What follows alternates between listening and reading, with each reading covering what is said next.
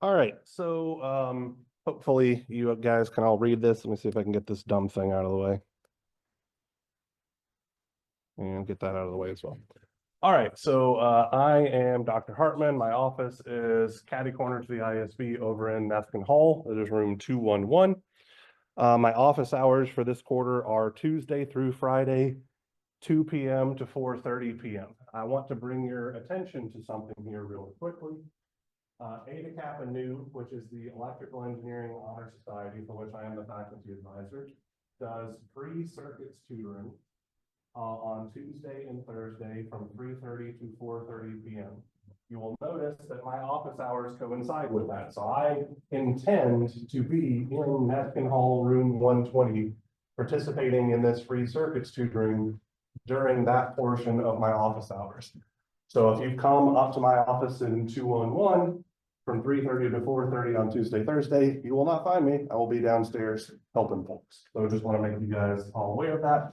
While I'm on the subject of help with this class, IEEE, which is the Electrical Engineering Professional Society, which I am also the faculty advisor of, has study nights every Monday at 7, and I believe they are still going to be held in ISB 224. So I have 10 hours of office hours a week. In addition to that, there are roughly 3 hours a week of outside tutoring and help and all of that kind of good stuff. So myself, the electrical engineering student groups and the electrical engineering faculty want to try to help you guys succeed in this class as much as we possibly can. So please utilize these resources. Okay, let's see. My email address is just my last name at latech.edu. There's my office phone number. It's probably a terrible idea to contact me using that because I tend to roam around campus while I'm procrastinating. So your best bet is to just shoot me an email and I'll get back to you as soon as I can. Or come by during office hours. Let's see. Emergency policy in the event of disaster, extreme weather, etc. The class will be held via Canvas and Zoom. You'll be required to log into Canvas for further instructions, blah, blah, blah. So some of you have probably already noticed that I have a Zoom link set up on our Canvas page. I use that to record all of my lectures and all of that kind of good stuff. We'll talk about that a little bit more when we get into the attendance policy. I'm just saying, effectively, I already have all that junk set up. So in the event that I'm told that we don't have class due to poor weather, but I'm still told to teach, we'll do it. Usually whenever classes get disrupted due to weather, the university just closes down and we're expected to make up. But anyway, let's see, course objectives. There's a whole bunch of words here. Bulk of it is you're going to learn a lot about how to analyze circuits because that's what this class is. I'm going to try to talk to you a little bit about some physical considerations and all of that kind of stuff when you're implementing circuits in the real world. We're going to go into some deeper dives on some of the assumptions that we made in our Engineering 120 series and all of that kind of good stuff. You'll see it when we get to it. But as the name implies, this class is all about circuits, circuit theory, and all that kind of good stuff. The official textbook for this course is Engineering Circuit Analysis 10th edition by Height, Kimmerly, Phillips, and Durbin. I hope none of you bought the book because as I said a moment ago, I record all of my lectures and all of that kind of jazz. So there is really no reason whatsoever for you to have to purchase a textbook for this class. If you are just hell-bent on having a textbook, might I suggest you get this one instead. So if you go to Google and you type in CADULABY and search that, this first link here, and it looks significantly different. The website for the new edition is this thing, apparently. I don't know why they put this extra page in the way. But anyway, there is a free textbook called Circuit Analysis and Design by Fawad Ulabi from the University of Michigan, and then also Michael Maharbaz and Cynthia First. I think they're from Utah and North Carolina, respectively. I don't remember off the top of my head. Not particularly important. What is important is that this book is completely and utterly free.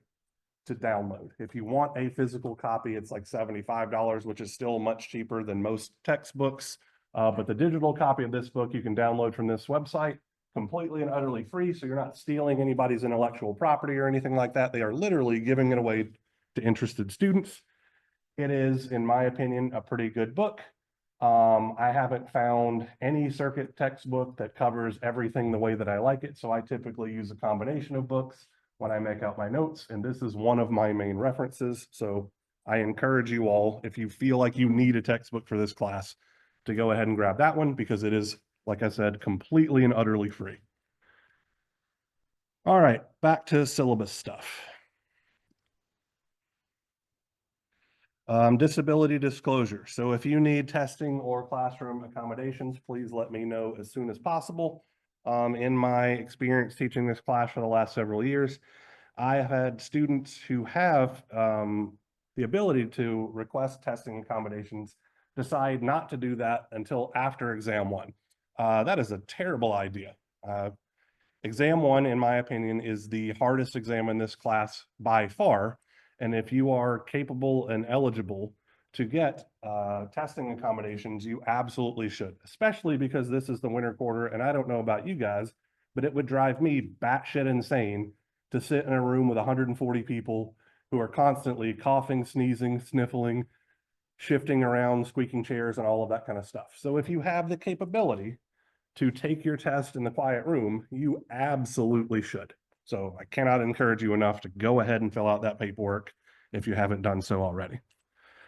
All right, class attendance. So I am required to take attendance every single day.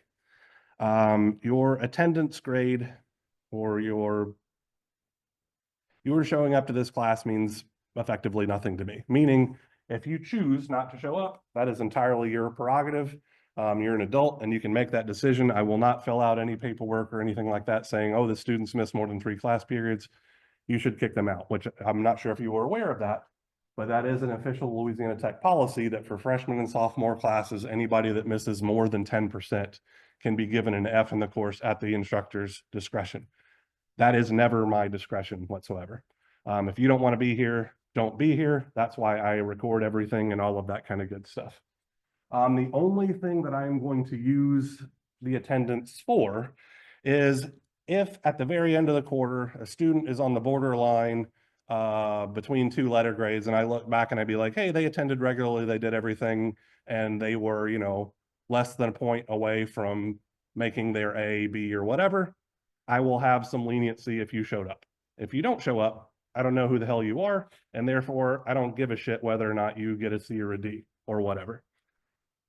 So that's my unofficial attendance policy. Don't show up if you don't want to. Don't expect any help if you don't show up. And for what it's worth, if you are not physically here, even though I'm teaching this class over Zoom and all of that kind of stuff as well, if you're not physically here, you do not get a check mark saying that you are here according to the roll sheet. So I'm not going to look and see who all's enrolled on the, or, you know, signed up on the Zoom or anything like that. If you're here, you're here. And if you are elsewhere, you are not here. All right, academic honor code, boilerplate stuff that you guys have been signing on your homeworks and all that kind of jazz for a while. Being a student of higher standards, you pledge to embody the principles of academic integrity. Then there's some official stuff about academic misconduct regarding behavior and cheating. So as far as behavior goes, the easiest way to put this is don't be a dick to each other or me, and we'll be okay. With regards to, why is this taking so long to load?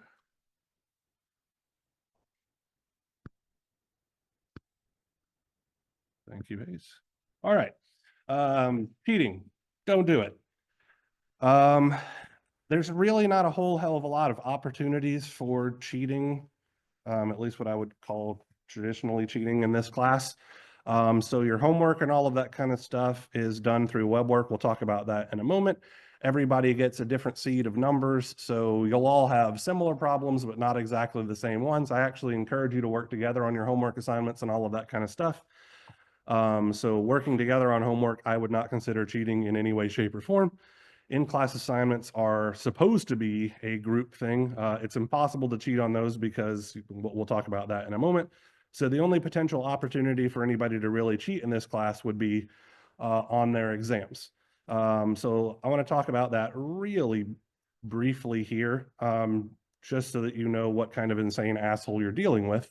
When I make out the exams, and I make out the exams for all of the different sections of circuits, what I usually do is I make out, let's call it exam form 1, exam form 2, exam form 3, and exam form 4, all at the same time. And I have things set up in such a way that all of the correct answers for exam form 1 also show up on exam forms 2, 3, and 4, and so forth. Meaning that if you're in the test and you happen to look over and see that the buddy next to you or whatever, the person next to you got, let's say, A, you are guaranteed that A is not the correct answer for your test. So simply looking over to the next person and copying their answers is the fastest way to ensure that you make a 0 on the exam. So minding anybody else's paper guarantees that you will fail this class. So anyway, so I try to make cheating hard in that sense, making you all aware of it and all that kind of good stuff now. So the best way to pass is to just know what the hell you're doing. Crazy how that works. All right, homework. So there's going to be 24 web work assignments. They are assigned at the end of roughly each lecture. There will not be one for today. You're granted unlimited attempts per problem. That being said, if you can't figure something out after trying it, say 10 times, you should definitely come talk to either myself or participate in one of these extracurricular tutoring activities, because there's nothing on here that should be so hard that you can't figure it out in 10 tries. So you're very obviously not catching something important. Okay, so you can have as many attempts as you want, but I encourage you to come ask questions if one of these homework problems is kicking your ass. So the way that I'm going to have the homework set up is that they will be due the day after the following class meeting. So your first homework assignment is going to be assigned on Friday. The next class meeting would be Monday, so the homework assignment is not due until Tuesday at midnight. I have the homework set up this way so that there will always be at least one opportunity, either the tutoring sessions, the IEEE study nights, or my office hours for you to be able to ask questions. I also do that thing where it has, so like Tuesday night is when it's officially due, and then Wednesday, for Tuesday or effectively all day Wednesday, you can still complete the homework assignment for half credit. And then after that Wednesday, then it's 0 credit. So there's already a little built-in wiggle room of, hey, I didn't keep up with my stuff. I can still get partial credit if I finish things up. And then beyond that, you're shit out of luck because you should be keeping up with your stuff. And that shit out of luck policy is because we move very quickly in this class, and it will not be of any benefit to you whatsoever to be working on homework 1 2 weeks after we've moved on from that topic. You will be so utterly left behind. You should, yeah, anyway. You're wasting your time working on homework 1 stuff. So that's how the homeworks are going to work. In-class assignments. So after each lecture, except for today, a brief problem set will be distributed. And by that, I mean they're already available on Canvas, or at least the first, I think 11 of them are. And these are meant to be worked as a group effort. These assignments are to be completed during the class period in which they are assigned, asterisk, and submitted digitally prior to the next class meeting unless other arrangements are made with the instructor. So let's talk about these really quickly. These in-class assignments are, I do them for 2 reasons. The first reason is nobody wants to hear me talk about circuit analysis for 2 hours straight, including myself. There are 2 or 3 lectures where I'll get really close to wasting the entire class meeting talking about stuff, but they are few and far between, okay? So the overwhelming majority of the time, I try to wrap up me ranting about circuit analysis in a tight 45 minutes to an hour or so, and then the remainder of the class time is set up for you guys to either participate in a mini lab, and or work on the in-class assignment. Okay. So the in-class assignments were designed as kind of a low stakes introduction to what you're going to be doing in your homework and all of that kind of stuff. What I mean by low stakes is they are not graded for completeness, nor are they graded for correctness. You are just expected to sit at your table, talk to your peers, and work on these problems to try to identify what part or parts of the lectures you didn't catch or I didn't explain well, whatever opinion you have, so that you can ask questions about those problems of me before you go work on your homework assignment and get your ass kicked because the web work problems are hard for the sake of hardness, it seems at times, okay? So if you turn in the work that you completed in class, if that's half of a problem, great, you get 100%. If it's the whole damn thing, great, you get 100%. If you're sitting on your phone watching soccer, congratulations on your 0, okay? So I am trying to engage you with additional exercises to make sure that you can identify what areas you need to focus on for homework tests and stuff like that by saying, oh, I'm already struggling with this, okay? So it is legitimately an attendance and participation grade. So if you turn stuff in and aren't completely screwing around, you get full credit for those. Any questions about the ICAs? So just to rehash this one more time, the expectation is that you work on them while you're in class here with any remaining time that we have. They are not due until the following class meeting starts, meaning that the one that I assign on Friday will be due at 8 a.m. on Monday. You are not expected to work on them over the weekend or anything like that. You can if you want to. Whatever you get done by the end of class on Friday, if you turn that in to Canvas, you're good. You don't need to do anything else unless you particularly want to. The in-class assignment problems, I believe, are a relatively good study guide or part of a good study guide. And I say that because I made the in-class assignments and I write the tests. I did not write the web work assignments, and Ms. Ward and myself are in the process of teaching ourselves Perl so that we can come up with a completely different, less horrifying set of web work problems. But that is not going to happen until this summer at the absolute earliest. So you guys are stuck with the same shitty web work problems that people have been stuck with for, I think, 12 years at this point. So yeah, anyway, let's see. Mini labs. So there are 8 mini lab sessions that are given throughout the quarter. The dates of those are on the syllabus. The first one of which will be this Friday. These labs are meant to be completed in groups of 2 to 3 students. Realistically, you can do 4 because I think I have 4 name slots or whatever on each of the assignment sheets and all of that kind of stuff. So realistically, for each of these tables having 6 people, split into groups of, or 2 groups of 3 or something like that, work on things. Completion of the mini lab assignments says will typically require the use of a Windows laptop. That's actually not true. Only the very first one requires a laptop as far as I am aware, and a digital multimeter. That is very true. So on the mini lab days, you should bring 1 to 2 multimeters. Some of the experiments require 2 multimeters. You will notice over there that there is a bin full of multimeters. Roughly 90% of those multimeters fuses are blown, meaning that if you have to make a current measurement, you are effectively shit out of luck unless you brought your own multimeter where you haven't accidentally blown the fuse out by making current measurement incorrectly, or you can pop on over to the vending machines and go buy a fuse and replace it on one of these if you so care to, okay?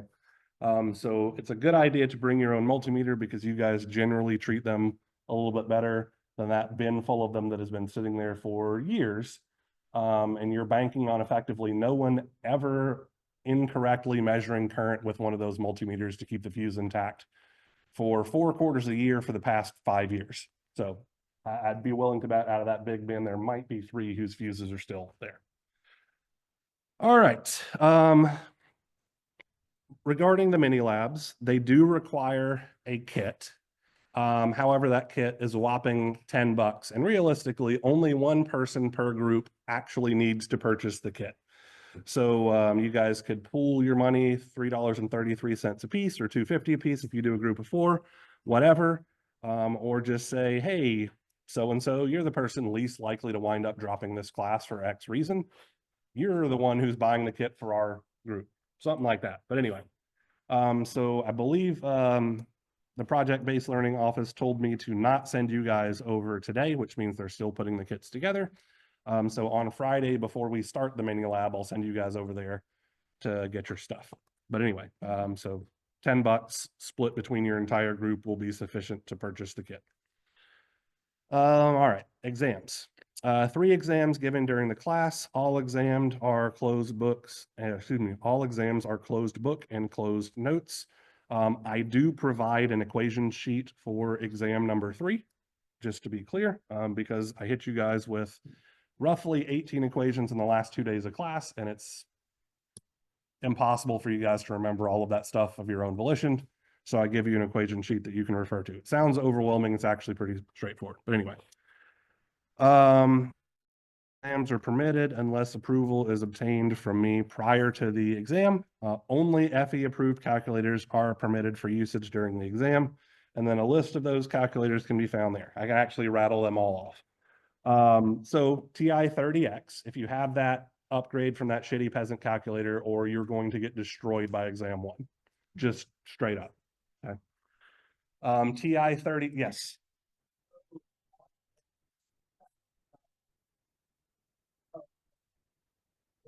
Oh, son of a bitch. I feel like a total dickhead. So I spent all this time setting this crap up and then totally forgot to publish it. That seems about right. Move this. Oh.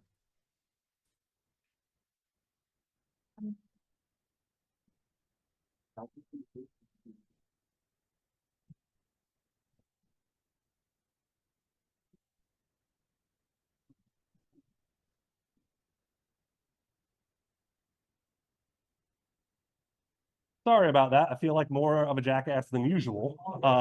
It is now published. Yeah. I feel like such a moron for spending 2 hours getting all of this stuff set up and then forgetting to click one damn button so that any of you can see it. My bad. Calculator ramp. Let's get back to that.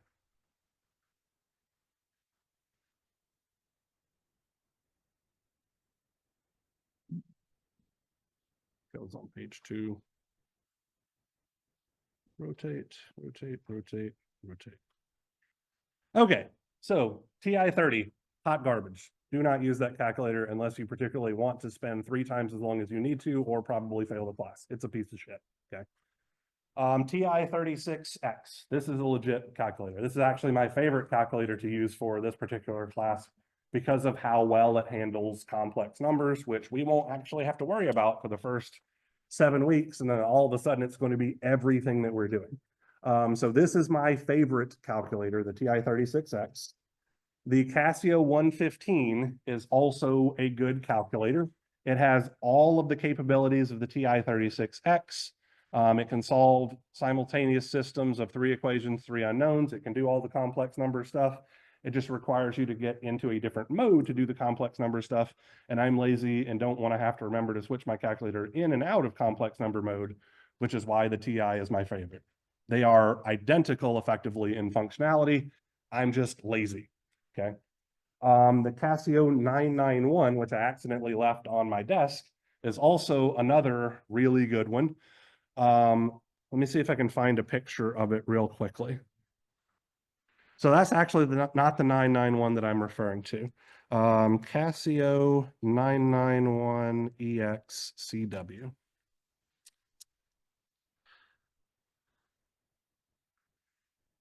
So this guy right here is the one that I'm referring to.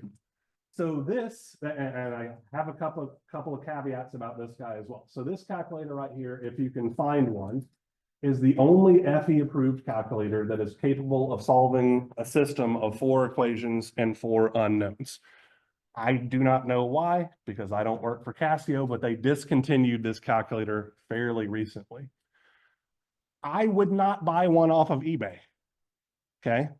Because I have had students who bought one off of eBay and they were sold a counterfeit calculator and they literally failed an exam because of it. Like pretty much whatever complex thing they would put in, it would give them a math error. So if you know an upperclassman who is looking to get rid of theirs, I would probably buy that one used versus buying one of these off of eBay that is 90% guaranteed to be a counterfeit thing. The Casio 991 that you have, hold that up to everybody, please, if you don't mind, is effectively just a little bit different layout than the Casio 115. So they are almost identical calculators, okay? There's nothing wrong with the black 991s, but this white 991 Class Wiz, if you can find a legit one, is a very good calculator. Good luck finding a legit one. Their counterfeits are freaking everywhere, and they're pieces of shit. Okay, so anyway, also the HP 33S is an FE approved calculator, but I've only had maybe 3 students the entire time I've been teaching Circuits 1 that use HPs. I can't understand how to use them. As far as I'm concerned, it's just witchcraft. So if you have one of those, you're on your own. I don't believe in that shit. All right, so TI-36X, great calculator. Casio 115 or current 991, pretty damn good calculator. Casio 991, like I'm showing here, that's actually not counterfeit, also great calculator. So those are my recommendations. And at some point, I've got to tell TI and Casio to start paying me. Okay. Rant about calculators over, I think.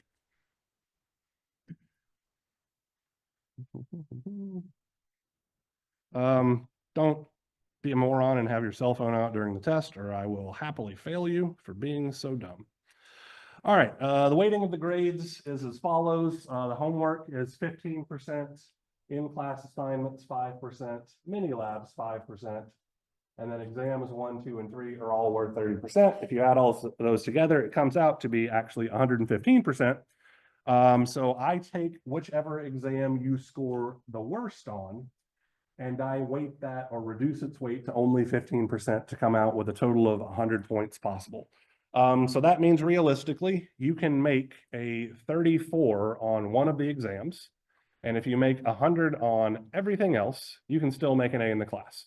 So I have this policy specifically because I think everybody at one time or another will have a bad test day that isn't reflective of their understanding of the material and all of that kind of good stuff. So if you have one bad test day, it does not prevent you from passing this class in any way, shape, or form. In fact, unless you really shit the bed, it doesn't even prevent you from making an A in this class if you do well in everything else. If you have 2 bad tests, your ass is thoroughly kicked. Okay, so anyway.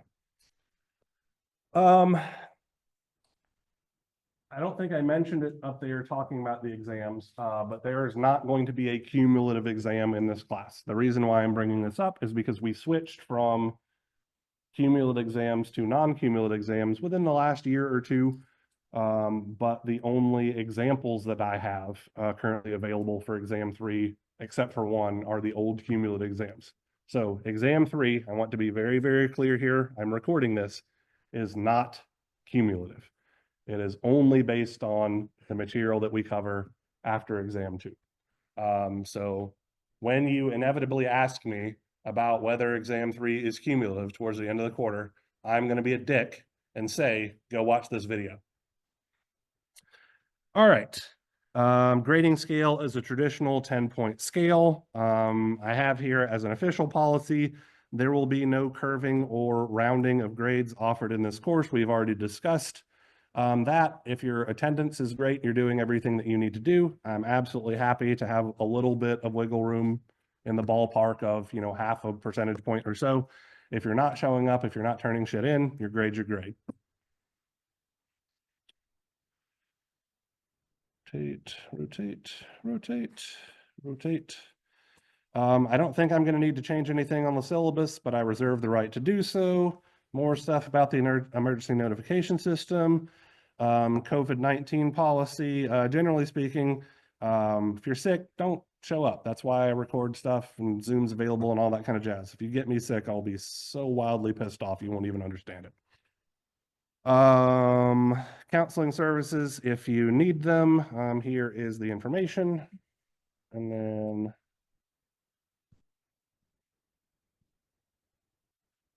tentative course schedule. So I already have your exams and all of that kind of good stuff mapped out.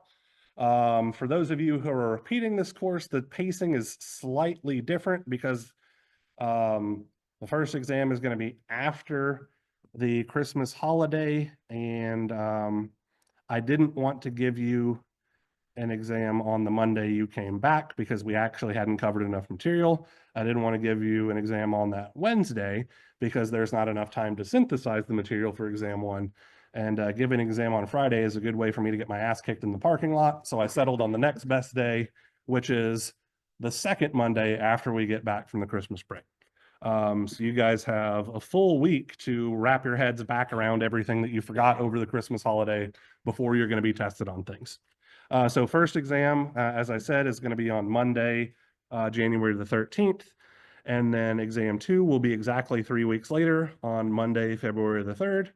And then exam 3 will be exactly 3 weeks later on Monday, February the 24th. So all of the exams are already scheduled and all of that kind of jazz on here. I'll be reaching out to Miss Ashley Osborne to reserve rooms, but typically speaking, the exams for this class are held in IESB. I think it's 318, the big chemistry lecture hall on the 3rd floor. It's either 318 or 316. But as soon as I let Ashley know when the exams are, she'll tell me what rooms are available. 97% it'll be up there. There will also be a room reserved for extended students with extended time accommodations and all of that kind of stuff. So instead of their tests being from 6 to 8, the extended time students will get from 6 to 9 to complete their tests.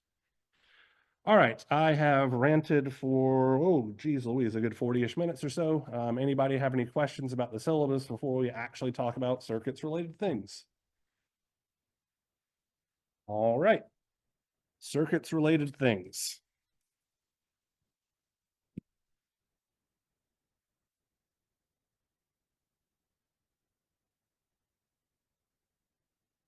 So today is a fairly straightforward lecture, nothing particularly wild or crazy. We are just going to talk about terminology. So I want to make sure that we are all on the same page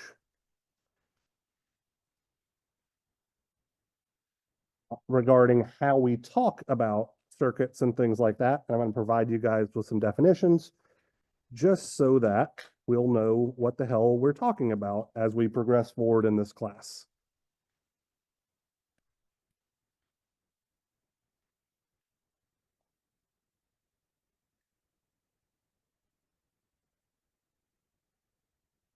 So the first things that we're going to be talking about are networks, nodes,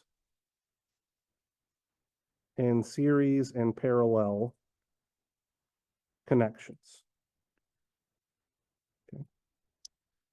So I'm going to begin by introducing a generic circuit element. Okay. So here I have a generic circuit element A. Okay. And this is going to be what's called a two-terminal circuit element. So I have a terminal on the top and a terminal on the bottom.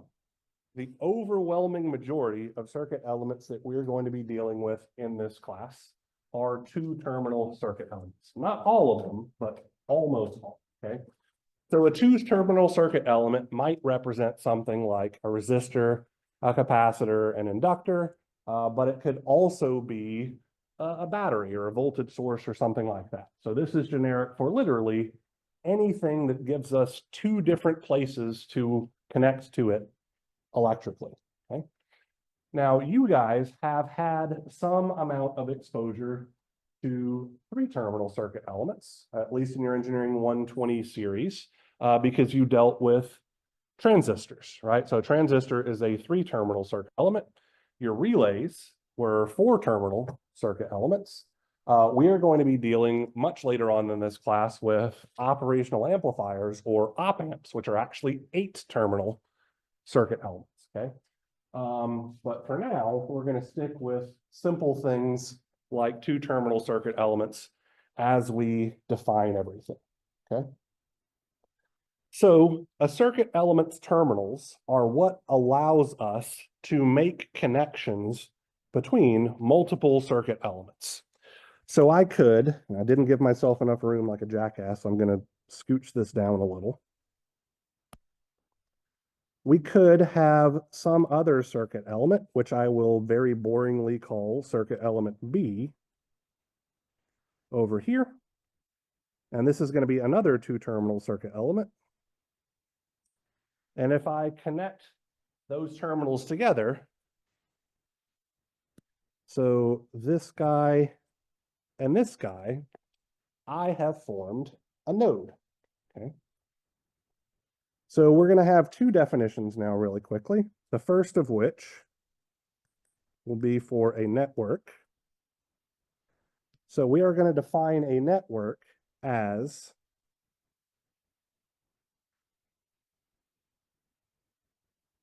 an interconnection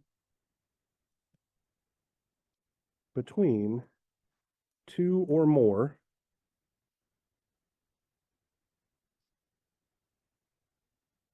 circuit elements.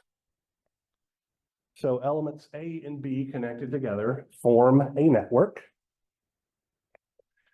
And we are going to define a node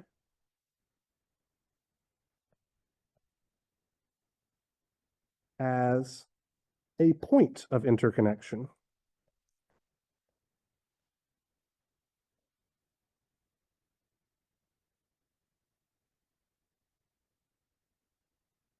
between 2 or more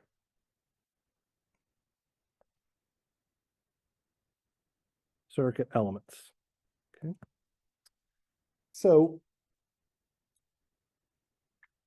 if I were to add additional components to this network, I would wind up probably also adding more nodes. Depends on how I connect things, okay?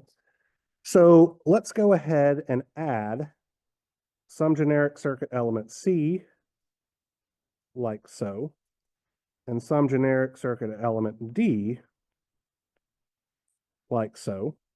And we're going to connect these guys together with wires, like so. So when we have multiple nodes present, and we definitely have multiple nodes present now, it can be helpful for us to be able to identify nodes because that's going to be part of a couple of different circuit analysis techniques that we are going to be learning about in this class, okay? So how I like to identify my nodes is, typically speaking, I start at one circuit element and then I just follow the wired connection to the next circuit element. So I kind of already done that, but let me go ahead and do it again. So if I start at node A and keep going until I hit node B, I have identified a node, okay? Using a different color, I might start at B, and now I hit this point where I can branch off, and so I'm going to have to go down until I hit C, and I'm also going to have to go across and then down until I hit D. And a third node might be found going from A out to C and D, like so. So this particular network contains 3 nodes. So I'm going to label this one node 1, this one node 2, and this one down here node 3. So just to recap, a node is a point of interconnection between 2 or more circuit elements, and I can easily identify nodes by simply starting at one circuit element and following the terminals and wires until I hit another circuit element. All right. So now let's look at some of these connections, okay? So we are going to define a series connection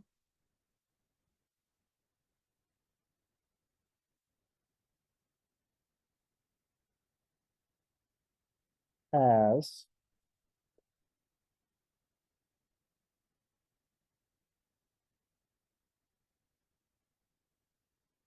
a connection between two, and I'm underlining this because for right now, we are only going to consider exactly two elements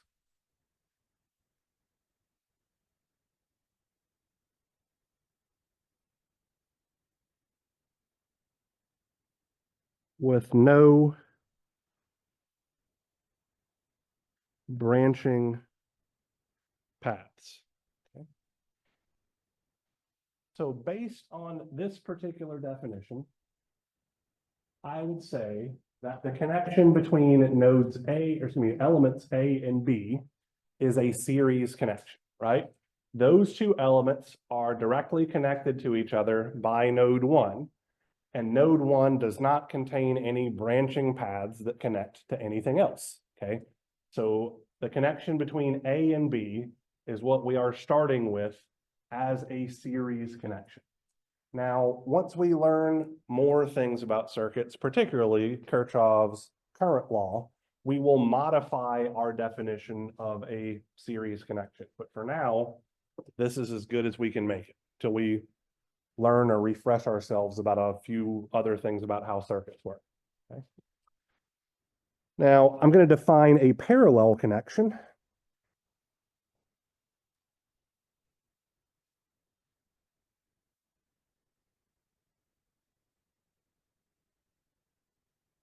as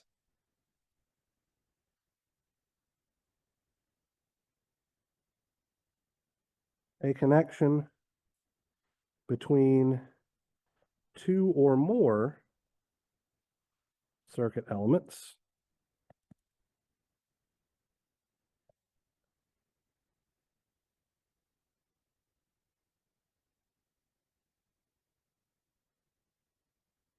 where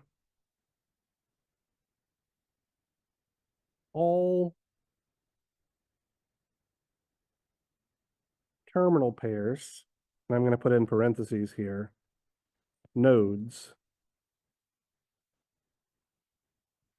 are shared. And as we talk about this, it'll be a little bit more obvious as to why I like to identify my nodes in different colors. Okay. So if we look at elements C and D, their topmost terminals are connected to the same node, which I've identified in blue and named node 2. And their bottommost terminals are connected to the same node, which I've colored in green and labeled as node 3, okay? So elements C and D meet the criterion for forming a parallel connection because their top terminals are shared and their bottom terminals are shared or touching the same nodes, okay? So the reason why I like to use different colors is because it makes it incredibly easy to see parallel connections. Because if two elements are touching the same colors, they have to be in parallel. So anything that's touching both blue and green has to be in parallel with each other. It will automatically satisfy that definition. Okay. So now I'm going to ask you guys a trick question. How are elements B and C connected to each other? Are they in series? No, right? So B is connected to C,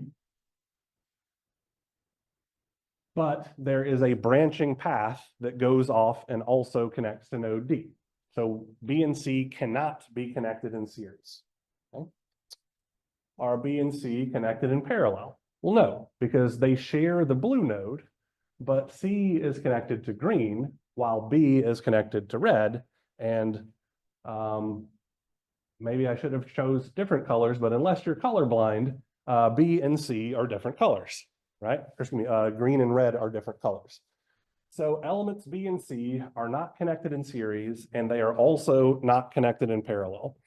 I think this is one of the things that the Engineering 120 series doesn't do a good enough job of emphasizing, is that it doesn't have to be a series connection or a parallel connection. Right? We can have something like this very easily where it's not series or parallel, and that is perfectly okay. We are going to learn techniques specific to different components like capacitors, inductors, resistors, current sources, and voltage sources and stuff like that, that will allow us to find electrically equivalent networks that let us treat things like they're in series or like they're in parallel. But when we've got generic circuit elements like this, where we don't even know what they are, we can't make any of those assumptions yet, and we can't perform any of those techniques yet. Okay? So for now, we're just going to have to deal with sometimes things aren't going to be in series or parallel, and that's perfectly okay. All right, so before we move on to our next set of definitions, I want us to just look at a relatively straightforward example.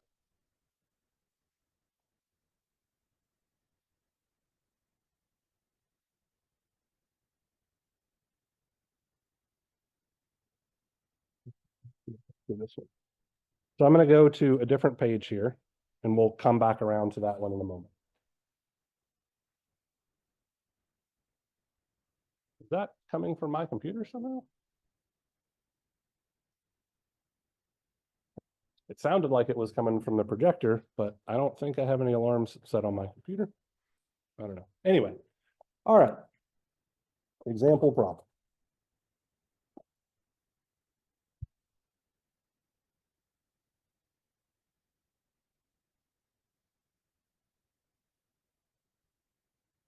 So let's say that I have the following network. So here's some circuit element A.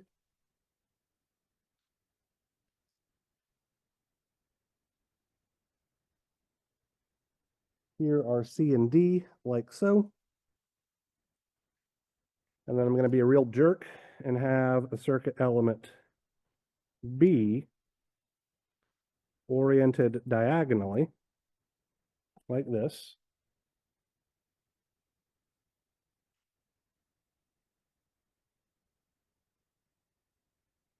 Here's the circuit element E.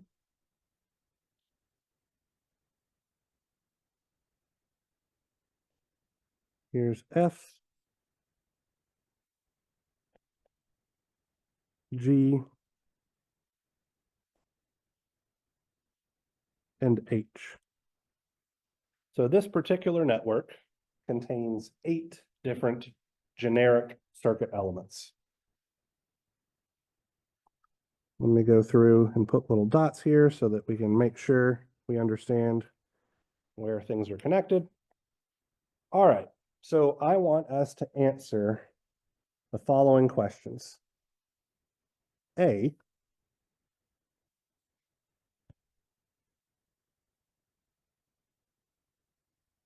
how many nodes does this network contain? B,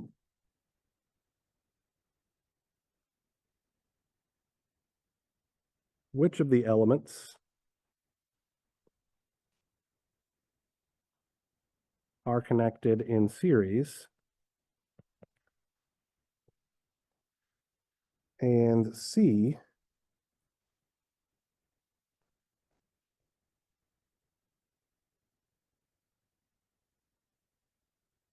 which of the elements are connected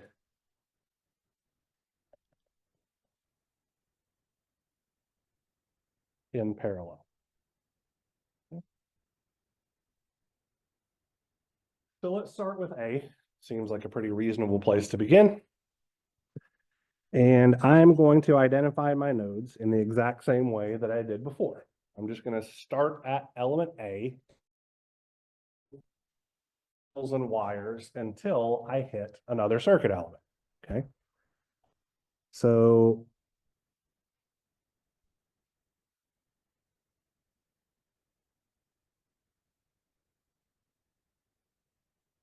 I've got this big red node.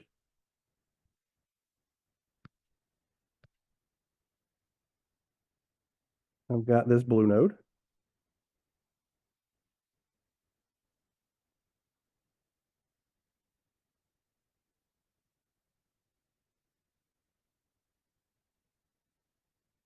I've got this green node. I've got this orange node. And I've got this purple node.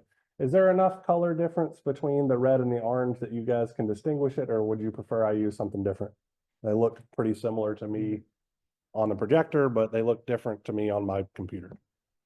I'm gonna use a different color just so that we're all following what's going on. Let's use this bright green. That bright green is definitely different from that darker green that looks almost brown on the projector. Okay. So we've got 1, 2, 3, 4, 5 different nodes because I had to use 5 different colors to identify everything. Okay. That's fairly straightforward. Which of the elements are connected in series? So this is where I want some feedback from you guys. Any thoughts? So C and D, I agree with that. Any other nodes connected in series? F and H. And H and G. Once we learn more about Kirchhoff's current law, we would actually consider F, H, and G to be all connected to each other in series, but we're not quite there yet. So I'm going to treat that as 2 different series connections. Okay. All right. Which of the elements are connected in parallel? A, B, and E. Good catch.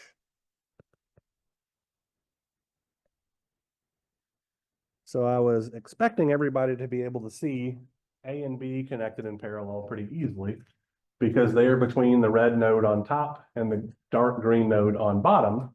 But element E is also connected between the red node on top and the dark green node on bottom. So it is in parallel with A and B, even though it isn't right next to them or anything like that, right?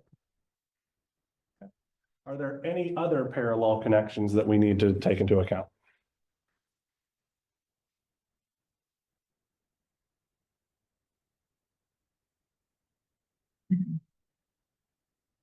Nope, there are not. Okay. So once we learn element combination techniques, we could do things like combining C and D as a equivalent series element, and then that would put that in parallel with A, B, and E. Similarly, we could probably combine F, H, and G together if they were all the same type of element, so resistor, capacitor, inductor, etc., and that would be in parallel. But because we're dealing with generic circuit elements, this is, like I said before, as good as we can do things until we define things a little further. All right, great job. So now let's talk about circuits, loops, and meshes. So let me go back to that first page.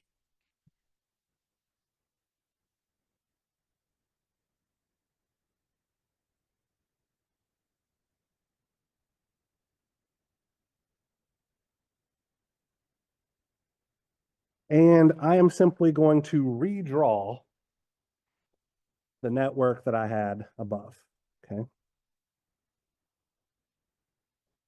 So here's A, B, C,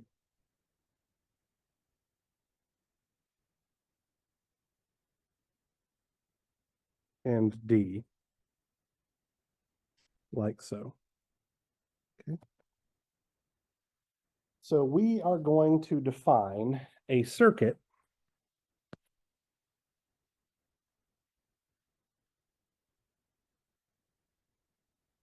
as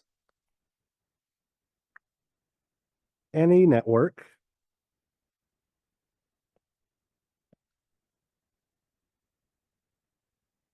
that contains at least one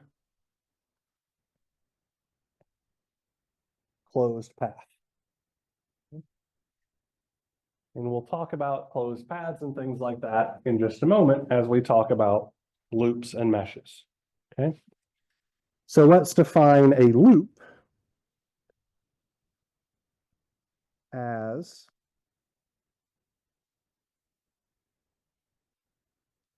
any closed combination of circuit elements and nodes. Okay. So it may not be obvious to you all, but I'll explain it here in a moment. The circuit that we have up here now, I can call it a circuit because I believe it has closed paths, actually contains 3 loops. Now there are 2 that you guys are probably seeing already, right? So if I started here at this particular node, I could go through element A, through element B, through element C, and come back this way through this node and form a loop, which I'm going to call unimaginatively loop 1. Okay. And very similarly, if I started from here, I could go up through C, across through this wire, down through D, and across through this wire, and I would form a loop 2. But another closed loop or closed path that I could come up with would start from the bottom left-hand node, go up through A, across through B, across that wire, down through D, across that wire, and across that wire. So this is actually a 3rd loop. Those are all of the different ways that I can start from a node and end up back at the same node following a closed path.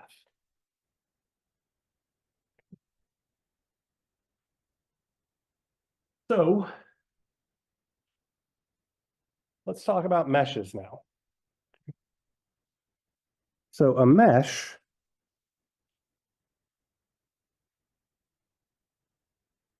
is simply any loop in a circuit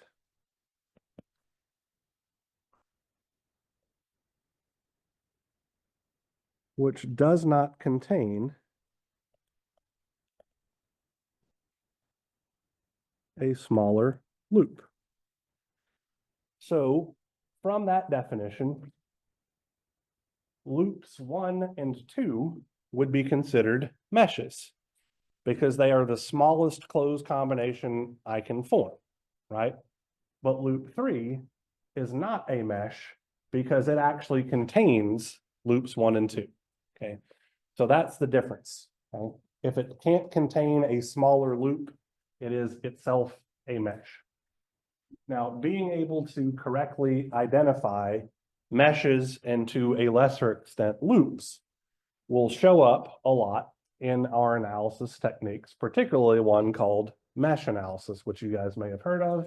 And once you learn it, the overwhelming majority of you will use it as a crutch for the remainder of the class until exam 3, when you all of a sudden can't anymore, and you will do shittily on exam 3. So anyway, it is an important concept that we are going to use pretty regularly a bit later on in this class, but it's probably going to be 5 or 6 class meetings before we hit this one again. Whereas nodes and all of that kind of good stuff, we're going to use damn near every single class meeting. Okay. All right. So the last thing that I want to do is work another quick example where we identify meshes and loops and all of that kind of good thing.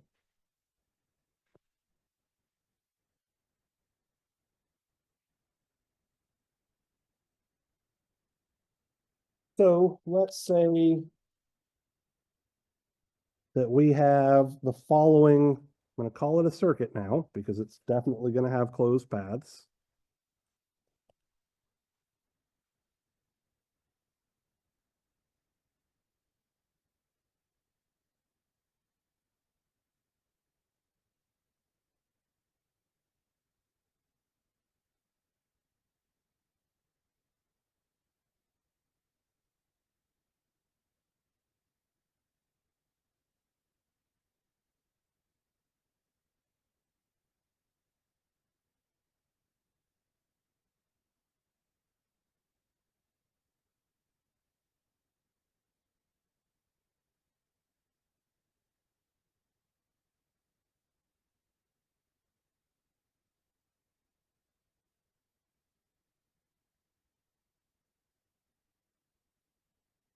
So there's our circuit.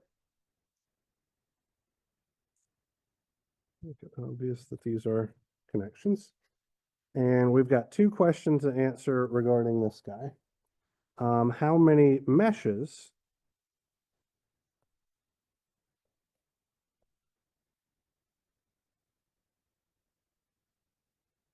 does the network or circuit, whatever, contain?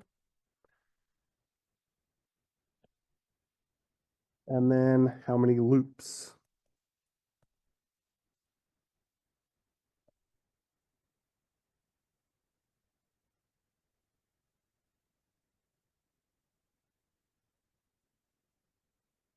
Does the circuit contain?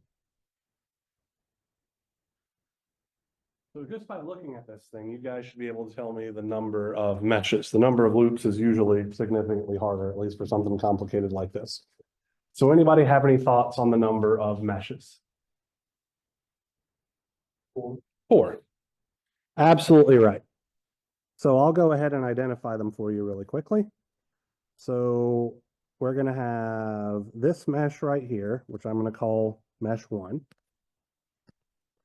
We're going to have like a triangular looking mesh here, which I'll call 2. Another triangular looking mesh here, which I'll call 3.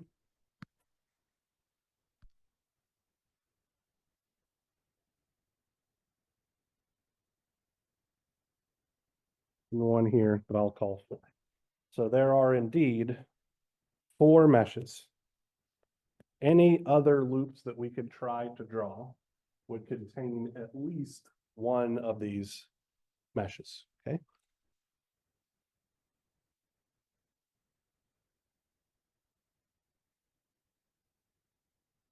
So 6 more, I believe, is correct. So let's talk about that really quickly, right?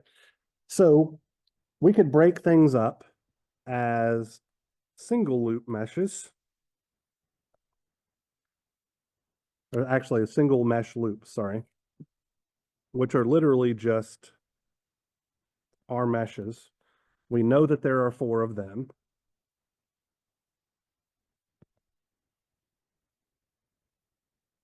So for 2 mesh loops, that would be something like this, okay?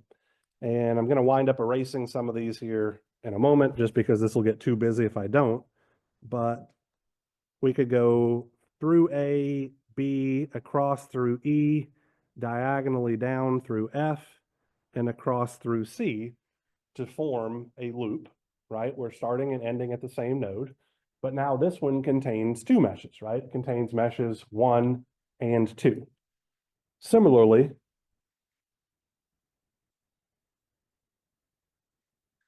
let me use this light purple color. Up through D, across through E, down through G, and across through that wire is another 2 mesh loop because it contains meshes 2 and 3. And then lastly, let's do gray.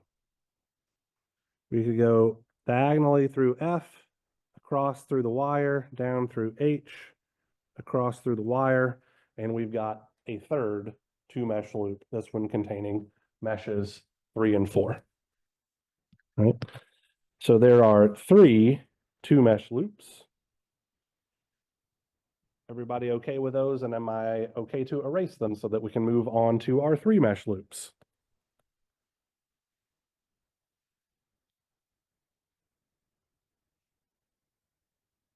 So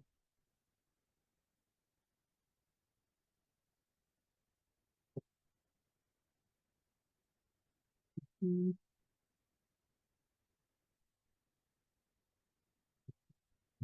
we go. All right, so for our 3 mesh loops, that would be something like this guy, right? Because it contains meshes 1, 2, and 3. Or this guy, which contains meshes 2, 3, and 4. So there are exactly 2 3 mesh loops.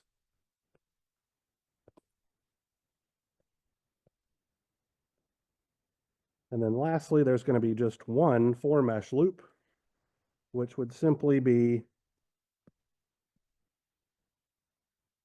this guy around the perimeter. That contains all 4 meshes. All right.